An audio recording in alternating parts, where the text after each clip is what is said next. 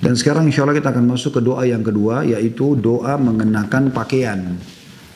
Salah satu rutinitas yang dikerjakan oleh seorang muslim setiap hari yaitu menggunakan pakaian, ya kan?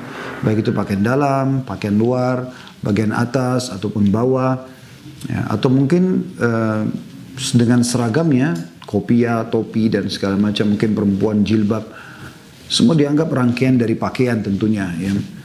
Dan Islam datang mengatur semua sisi kehidupan muslim termasuk tata cara berpakaian, dan di antara adabnya adalah menjaga doa.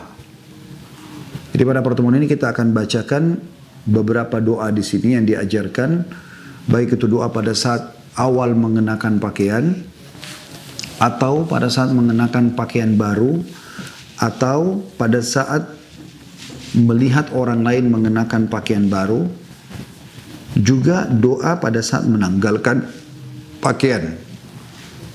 Insya Allah setelah kita bahas 4 potongan pasal ini, jadi pasal 2, pasal 3, pasal 4 dan pasal 5, karena ini satu rangkaian saya akan bahas insya Allah, doanya dan terjemahnya juga makna-maknanya. Kita juga insya Allah coba, semoga Allah SWT berkahi, akan membahas tentang adab-adab berpakaian itu sendiri lebih jauh, ya.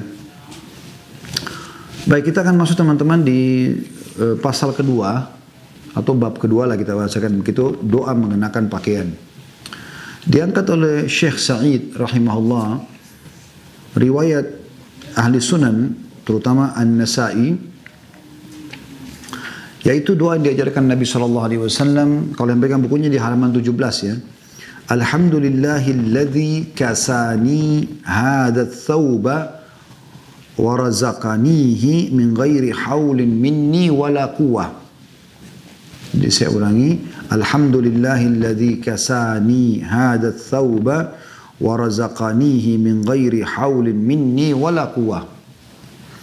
Segala puji bagi Allah yang memakaikanku pakaian ini dan menganugerahkannya kepadaku tanpa daya dan kekuatan dariku.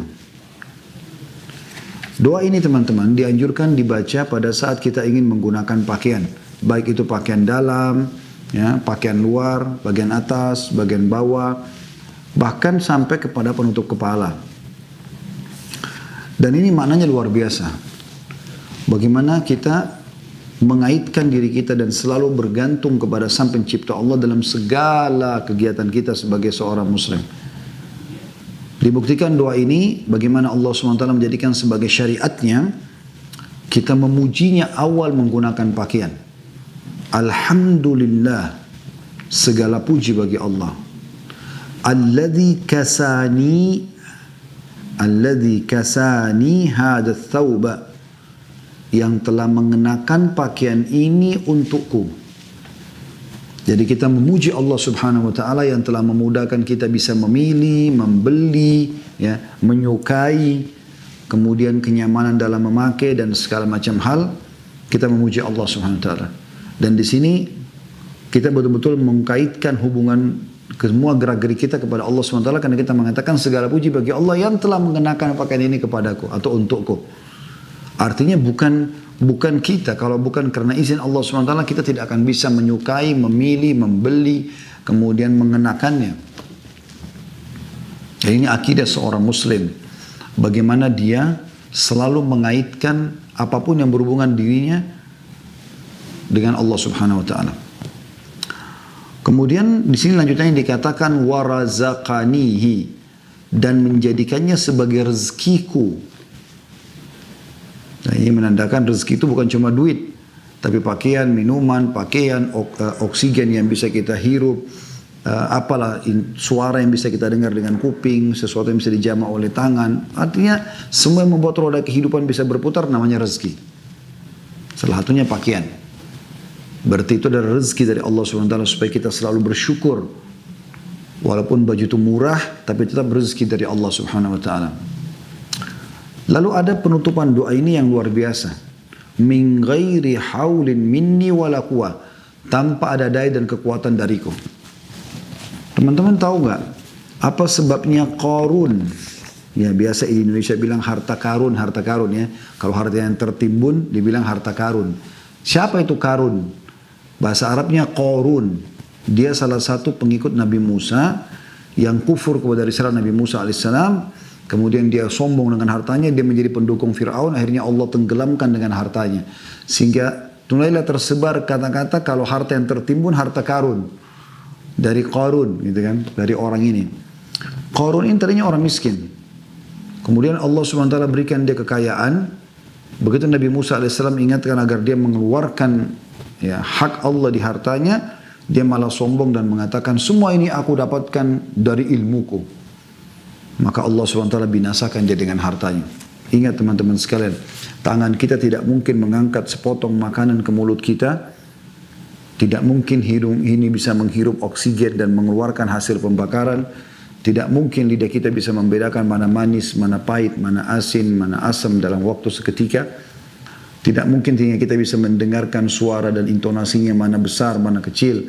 Tidak mungkin segala macam hal ya, di dalam tubuh kita ini seperti sebuah bangunan raksasa dengan rumitnya, lift-liftnya, ya, teratur rapi. Makanan ini tersortir, yang ini akan menjadi nutrisi, energi yang ini yang menjadi bagian daripada darah, yang ini begini, yang ini begitu, yang tidak dibutuhkan menjadi ampas, jadi kotoran. Semua ada tempatnya. Semua itu tidak mungkin kecuali dengan izin Allah Subhanahu wa taala. Maka selalulah teman-teman mengucapkan la haula wala quwata illa billah. Itu kalimat yang luar biasa. Kita mengakui kalau memang tidak ada daya dan kekuatan milik kita. Kalau bukan karena Allah, tidak akan mungkin semua itu bisa bergerak. Dan ini makna daripada doa yang Anda baca pada saat mengenakan pakaian. Dan saya berharap teman-teman sekalian, mulai dari diri saya dan teman-teman yang mengikuti, kita di sini bukan hanya duduk kumpul karena nggak enak sama teman-teman, karena mau meramaikan majelis, karena mau tahu enak nggak sih dengar ceramahnya Ustadz Khalid, atau apalah yang seperti itu. Bukan itu teman-teman. Anda harus mengikhlaskan niat kepada Allah Subhanahu Wa Taala dan mengetahui yang sedang kita bahas syariat Allah dan siap untuk mengamalkan. Anda harus mengamalkan ini. Jadi doa ini jangan berlalu ya, mumpung kita masih baru bab yang kedua. Doa pakai baju. Ya.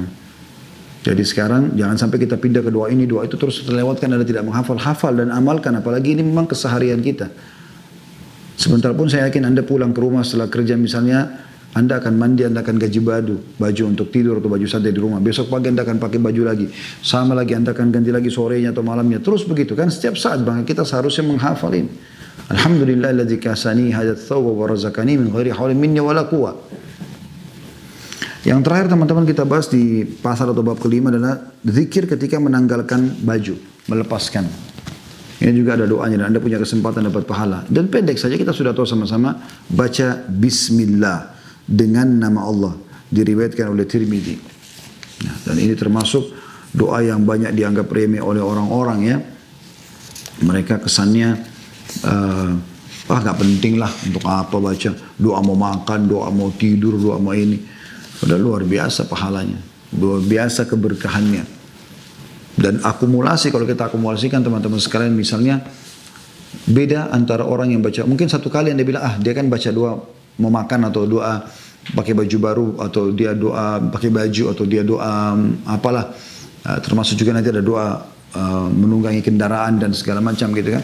Nah itu mungkin ada bilang dia berdoa gitu gampang lah, sunnah gitu. Baik, kalau dihitung sudah kehilangan pahala sedikit dan kita tidak pernah kita tahu kadar pahalanya. Mungkin seperti gunung, mungkin seperti 100 gunung, kita nggak tahu. Dan kalau kita akumulasikan misalnya selama 10 tahun si A sama si B, si A tidak pernah berdoa, si B berdoa, dan 10 tahun dia selalu baca itu. Berapa banyak pahala yang dia dapatkan hanya dengan meluangkan waktu berdoa saja.